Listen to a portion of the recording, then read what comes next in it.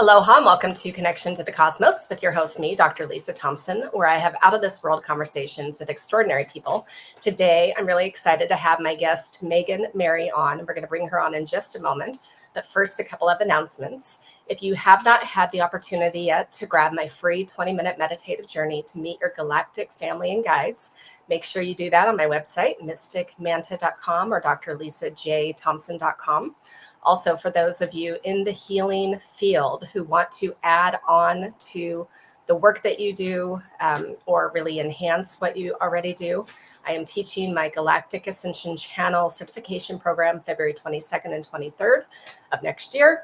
And that's going to be held on Zoom. Also, Galactic Retreat, 5-day Galactic Retreat here on the Big Island of Hawaii from April 30th to May 4th. Do a deep dive connection with all things galactic. So information about the certification program and the retreat are also on my website, mysticmanta.com and drlisajthompson.com. And then finally, if you are coming to Hawaii anytime throughout the year, specifically to the Big Island, Kona side, then come see me on one of my Big Island UFO tours where you will see the night sky in a whole new way using my advanced Generation 3 military night vision goggles. So without further ado, we're going to bring on Megan. Hi, Megan. Hi, Lisa. It's so great to have you here. You're a little bit of a different kind of guest than I typically have. So I'm looking forward to our conversation. So excellent. I'm going to read your bio. Yep. Megan Mary is a metaphysical mystery author and dream worker that specializes in the analysis of women's dreams to promote transformative personal growth and enlightenment.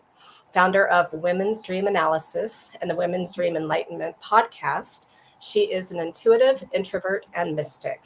After being diagnosed with 3 chronic illnesses, she experienced a spiritual awakening.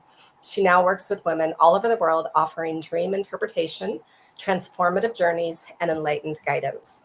She lives in Ohio with her husband and 2 cats. Her debut fiction novel, The Dream Haunters, a Metaphysical Mystery of Magick, book 1 of Witches of Maple Hollow series, was just released in October. So very, very cool. Well, Megan, before we get into conversation about all the work you do, I would love to know your background, like how you grew up, spiritual, religious, something else, so that we can understand the journey of coming to what you do now. Yes. So in my own opinion, I grew up spiritual, but the reality is I grew up religious. So, and that was something that I really started to move away from, even as I was an early teenager, because I had so many questions about the dogma of the religion. And I had such a spiritual nature and had already sensed so many things that weren't explained by it. So for me, I really sought a spiritual path that diverged on the road from the religious path. Okay. Well, so tell me a little bit more about that. What was the first thing that you stepped into in that spiritual realm? When I was younger, I had fascinating flying dreams and also terrifying recurring nightmares. And I really wanted to know what they meant and why I was having them and where we were going when we were dreaming and why we were spending so much time there. And so that was one of the first things. But like any child, I had what you would call imaginary friends. I had, a fascination with rainbows and fog and everything that was ethereal in this world and beyond it. All of the things that you can't see, I thought, well, this is certainly true too. And I didn't doubt it just because I couldn't see or touch it. So as a child, I was very, very much into that. And then as a teenager, I pretty much went full bore into that and was very into anything that was metaphysical or occult or esoteric, and was reading everything I could get my hands on, whether it was astronomy, astrology, philosophy, mythology, anything that could help me decode what was happening in my personal trajectory as far as why I was here and what was the lives that I may have lived before and where I was coming into this lifetime with. And then also all the other things that were traveling along with me that the rest of the society was kind of saying that doesn't exist. Yeah, I understand completely. So, okay. So then, like, for after teenage years, did you go to college? Like, did you try to Yeah. get a degree in psychology or something to understand things like Yeah. that? I went to many colleges. I probably studied at 6 or 7 different colleges. Okay. Um, even though I was very interested in a lot of things, I ended up getting my bachelor's and my master's in English literature, mostly because I had a proclivity for writing and I loved stories. I loved analyzing poetry.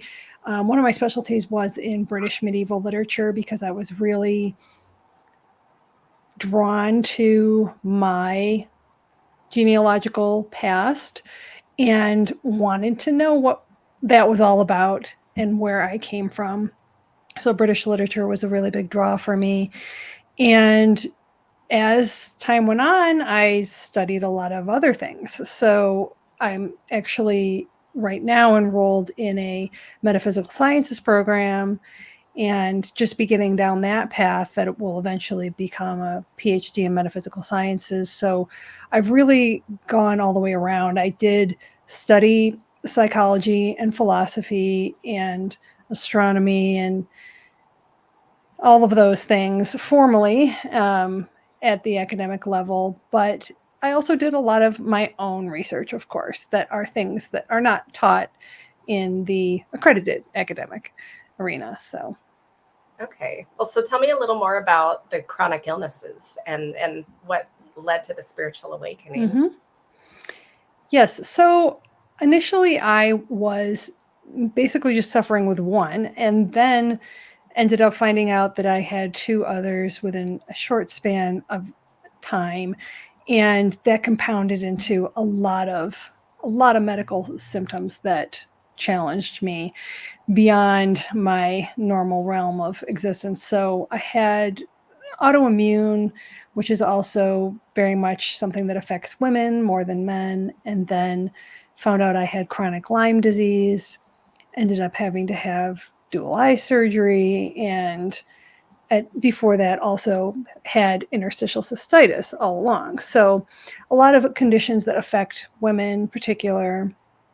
And when my vision was challenged, I'd always had very poor vision, but when my vision became so poor that I had to actually have surgery and do something about it, I had to spend several months before they got it right. And it really caused me to go inward in a way that overcompensated for the fact that I wasn't able to see. And my inner sight really exponentially expanded. Mm. And I also had to do some major healing that wasn't just going to come from a bottle of pills. And I really had to do the mind and spirit aspect along with the body healing. And so I started meditating regularly again. It wasn't the first time, but it was the first time I'd done it that regularly, and started asking for guidance again. And when you do that with intent, you start to get those, what some people call downloads, but they're basically that information from the cosmos saying, okay, you ready now? You ready for your next path? What, the next step here? And that was really when I started reconnecting with my dreams and getting all the guidance of what I was supposed to do. And it was not something I was planning on doing. There was a lot of resistance on my part to embrace what I felt so compelled to do. But in the end, I had to set myself aside and get out of the way in order to be the mouthpiece for what was coming through. Yeah, beautiful. Well, so what ended up coming through? It was very much the information about the dream work, but it was also so hard to quantify, so hard to put in words. A lot of different spiritual experiences that were beyond anything I had experienced before, or that I could quantify. And the message very much was, you need to start a podcast. You need to start reaching out to all these women around the world. You need to start helping women around the world connect with their intuition, connect with their spiritual self, connect with their higher self. And you need to essentially be a poster child for all the introverts out there who don't want to be in the public eye, who don't want to be on social media, who don't want to be on video, who don't want to be out there in front, because they all need to hear you. Okay. And when you stepped into that, then like, how did that feel for you? Terrifying. Oh, yes. It was very difficult. I mean, there was a lot of dark times because it was, I don't want to do this. This is going to, ruin everything, I thought. And it's not what I want, and it's not who I am, and I can't. So that was very difficult. And there was so much shedding and so much work that had to be done to even embody that. Yeah. I resonate with that, with the work that I do now. And then I know that the viewers, the listeners, there are quite a few that will probably resonate with that. And so you're a beautiful role model for showing, even if you're terrified, even if you have that fear, if you're meant to be doing something, walk it, do it. Yes. Yeah. Well, so let's get into dreams now. And what were you discovering about your own dreams and the dream world? And like what you said, that you wanted to know, why do we spend so much time in the dream state?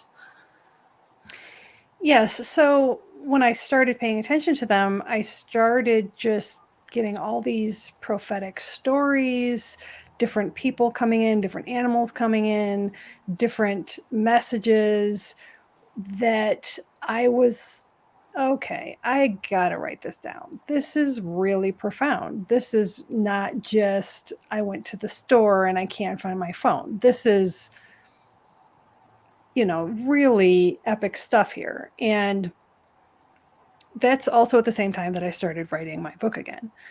So it delivered for me this opportunity to access this other information and this other realm, this other part of myself that I knew was there a long time ago, but I had shut down. And through realizing that, I also felt emphatically called to share it. And I realized that I had to develop my own method, essentially, to share how important dreams can be and spread that word of dream appreciation and allow and hold a space for people to start discussing them and giving them validity and giving them the opportunity to enhance their lives and their understanding about themselves. Okay. So one of the things that I've always been kind of curious about, and, there are different ideas that I have about this, is that, because we are multidimensional beings, that when we're having dreams, that perhaps we are living other lives that are existing. So I'm curious what your thoughts on that are. I agree completely. So I really think that dreams are an interdimensional space, and that's why I call myself a mystic, because even though I appreciate Jung's contribution and the traditional psychoanalytical view of dreams, it goes beyond that when you start to talk about interdimensionality and quantum entanglement and other realms, parallel realities. I mean, quantum physics has gone a long way to help us understand that there is more than what we think is happening. But really, those traditional psychology approaches don't accommodate for that. Yeah. So that is part of what you'll see represented in my book as well, is that dreams are this other dimensional space, and that there is no time and space restrictions, that it's a liminal space where we can be the spirits that we are. And I, in fact, think that that's inherently why we have to sleep every night, is because it's our ability and our time to go back, to leave our body and to go back to being that spirit form. Okay. So so when we're passively just dreaming versus lucid dreaming, let's say, what is your understanding about that in terms of what we're experiencing? I think there's a number of things. It's not just one thing. Okay. So there can be, of course, visitation dreams, which are very obvious, very different. Anyone that's had one can tell you that they're not like some of their other dreams. And I feel that that's a good example of us being spirits in another realm and being able to interact with other spirits. Then there's lucid dreaming, like you mentioned, where we're actually dreaming intently. We're getting the opportunity to manifest the trajectory of the dream. And then there's the dreams that happen every night, and even those vary. So a lot of sleep studies will tell us that the dreams that happen in the beginning of the night can tend to be less complex and a bit more mundane than the ones that happen in the early morning hours of the night. And that those are the ones that last very long. They can be kind of these epic sagas, and they have a lot of characters, and they seem to go on forever, and they're very complex. So they're all a little different, right? But I think we can approach them as stories in many ways. Stories that are, the reason that they're stories is because stories use symbolism. They're not always literal in their delivery of the message. And that's one of the pieces of psychoanalysis that I think does make sense in terms of Jung's approach, is the metaphorical nature of dreams. And so if we look at the whole storyline as a metaphor for our waking life, we can decode the little puzzle pieces and figure out what that dream is telling us that we're not aware of, because dreams don't tell us something we already know, even though we think, oh, we already know what it is, that it's coming from our subconscious, and we're not really fully cognizant of that. So we need to be able to pull those threads through into the conscious plane to work with them. Okay. So, from my understanding of, like, if it's a a dream versus a real experience that's happening, which again, that's a blurry line since it's all real. But what I have heard from perhaps other dream people or psychologists is that, we, within the first 10 minutes after waking up, we typically forget the details of the dreams. But if we're remembering like all the details, like for real, like then that really was an absolute real experience. So can you speak to that a little bit? It's funny that when you said, because it's all real, it is, but it's also all not real. Okay. So I think when people talk to me about premonition dreams and they say, well, is it possible for us to have a dream about the future? And I always say, well, this is where we have to stop and talk about the nature of reality, which is really foundationally what metaphysics is. Mm-hmm. Maybe our nature of reality is an illusion. And maybe there isn't a time frame then and there like we think there is. And if there isn't, and like quantum physics tells us everything is happening all at once, everywhere, Mm-hmm. then there is no future that you dreamt of that's going to happen. It's already happened somewhere else. Now, I also like to give some comfort to people that have nightmares and things like that and say, well, this isn't necessarily going to happen. This doesn't mean this is going to happen. And that's where the metaphor comes in. So And yes, you can forget about 50% of your dream within the first 5 minutes. So probably twice that time it's gone, which is why you really need to write it down as soon as possible when you wake up. And also try to savor those moments in between sleeping and waking, because that's really where you can ruminate for a little bit and capture even more. Okay. So in terms of, I guess then that would be like have a dream journal next to you or record Yes. yourself or something. Okay.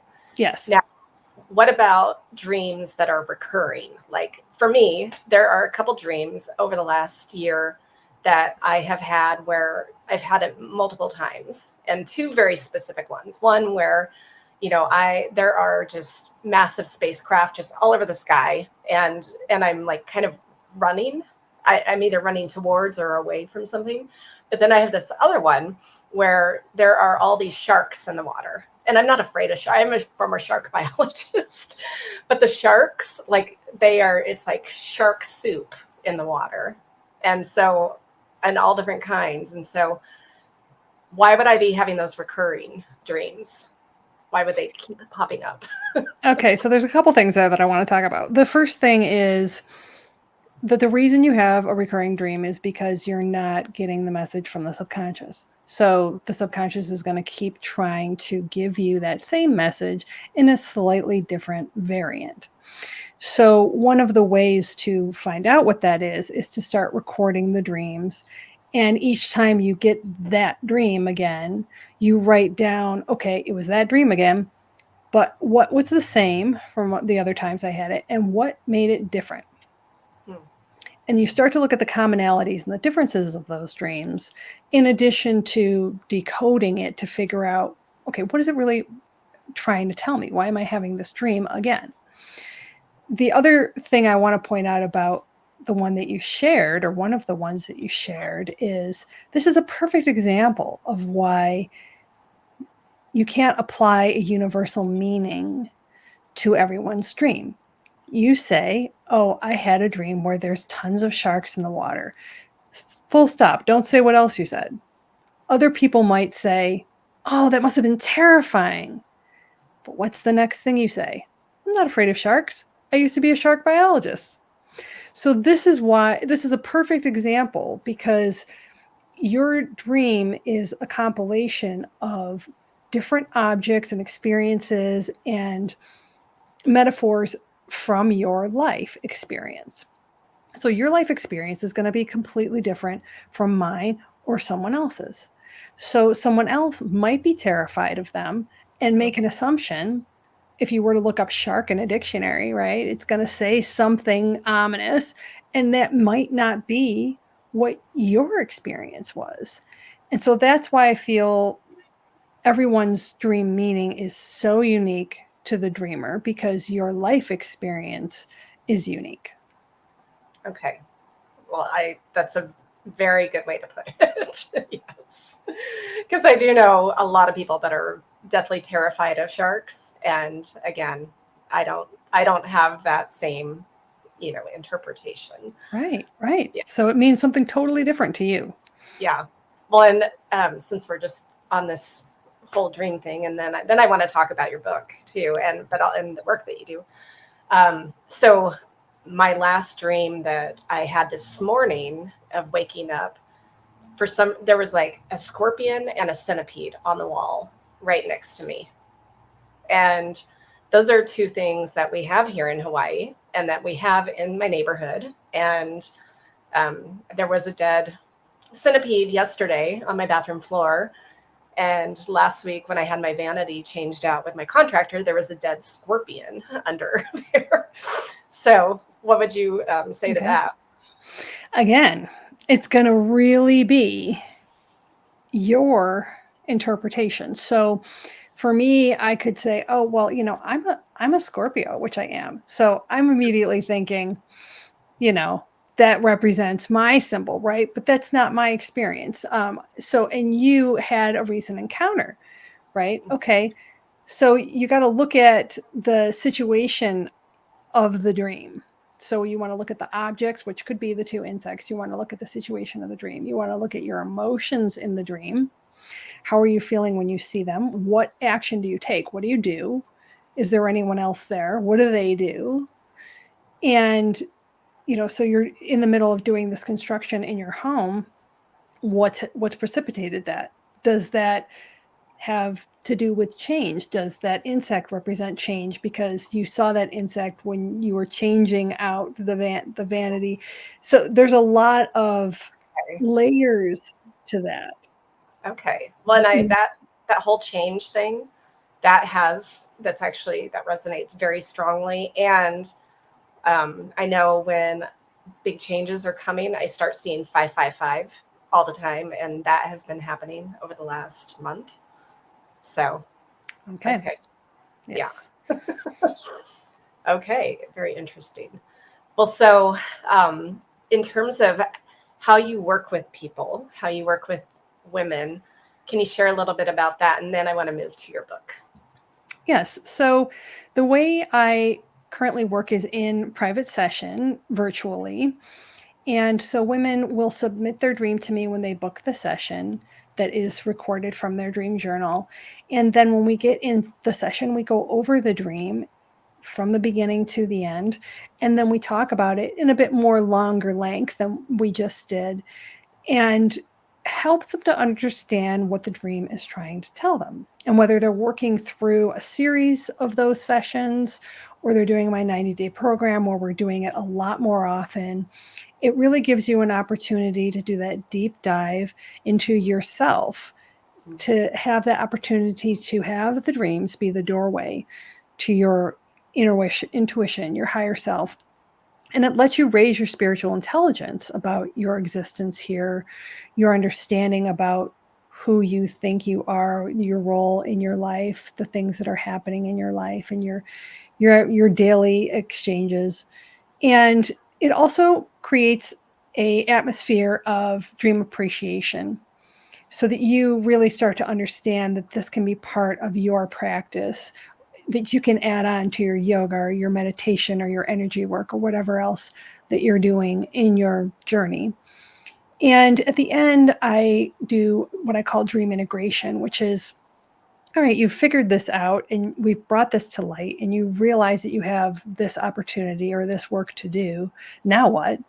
So that's when dream integration comes in. And I say, okay, I'm going to curate some affirmations, some journal prompts, and maybe even some sound frequency music for you to listen to that's going to allow you to integrate what you've just discovered from your subconscious and bring that knowledge back from your conscious into your subconscious. Because once you start doing that work and that dream work, your conscious awareness in your waking life is going to change. And synergistically, your dreams are going to start to change. And you start to see that progress over time. Okay, excellent. Well, so let's shift to what inspired you to write this book that just came out? A dream, of course. Yes. So yeah, tell us more about the book. And the title sounds very interesting, so I'm looking Yes. forward to getting it. Awesome. Yes, about 10 years ago, I had a dream about a talking time traveling cat. And I was so just struck by it. I thought, okay, I have to write this down. I don't want to lose this. It's going to be gone if I don't write it down. And I need to write something about it. So I started writing what at the time was a short story and wrote about 10,000 words. And then I stopped. I hadn't done any other creative writing in my life. And I just kind of thought, oh, well, that was fun and left it. And it wasn't until I really started doing all the spiritual work again and really received my calling and all of this guidance that came back around. And I had to start writing it again. But when I started writing that story this time, it took a totally different direction. And the cat was still there and that aspect was still there, but the story really became the young main character's spiritual awakening and coming of age story, finding herself, discovering her inner wisdom, overcoming her darkness to embrace that other aspect of herself to help others. And it happens at my favorite time of year, which is Halloween. Okay. So it really involves all of the Celtic mythology and the British history behind that celebration, and also includes everything metaphysical that I love. So it has vortexes and time travel and sound frequencies and a lot of metaphor. It has 13 dream scenes where we go with her into her dream world. And then, of course, cats, lots of cats. Okay. Which I know some of my audience, they are definitely cat people, specifically Kathy. So, and Yes. she watches all the episodes. Okay. Okay. Well, so because it's book one, how many are going to be in the series, or do you know? The plan for right now, anyway, is 3. Okay. Because that's my favorite number. So book 2 is going to come out next year, probably mid next year, and it's called The Dream Mirrors. And then I'm hoping for book 3 by next Halloween. We'll see. So it's really meant to be a series of the Witches of Maple Hollow. So it takes place in a magical island somewhere in New England that is a land of eternal autumn. Okay. Very interesting. Well, so, and is it available on Amazon or on Yes, your it's website? it's everywhere. So I distributed it wide, as they say. So it's available at all global retailers and all the normal ones that you would look. So Barnes and Noble and Amazon, but also Kobo, and in libraries, independent bookstores, and it's also on audiobook with the narrator Pearl Hewitt. The audiobook is amazing. It really brings it to life. So yes, every format. Okay, well, excellent. Well, in our last bit of time here, what else would you like the audience to know about your work or dreams or anything that we've talked about? Yes. So the other thing that you'll find when you go to my website, which is meganmary.com, is that I have online dream courses that will allow you to take a self-paced short course to learn the method that I use, which is called the Dream Mirror Method, to decode your dreams. And I also invite you to check out my podcast, which is called Women's Dream Enlightenment. And on there, I have women come on and tell their stories of spiritual awakening. And I also do live dream sessions where women come on and open up their dream journal, and I interpret them live on the show. Okay, well, that sounds like a lot of fun. And so you have a YouTube channel and podcast outlets, all the podcasts. Yes. Yeah. Yes. Okay. And then what socials are you on if people want to follow you? I'm on everything but Facebook. So I'm on Instagram, Threads, Twitter, Pinterest, YouTube, LinkedIn, Alignable, Blue Sky. Okay. I know I missed something there. Twitter, X, yeah. Okay. All of them. So, well, I really, really appreciate you being here with me today and with the audience. And I'm looking forward to your book now. Yes. And yeah, and just the amazing work that you're doing with dreams. So for those of you watching or listening, hopefully you got something out of this and you'll reach out to Megan to work with her. And I appreciate you all being here. So thank you for having me, Lisa. Yeah, and I'll see you next time on Connection to the Cosmos. Aloha.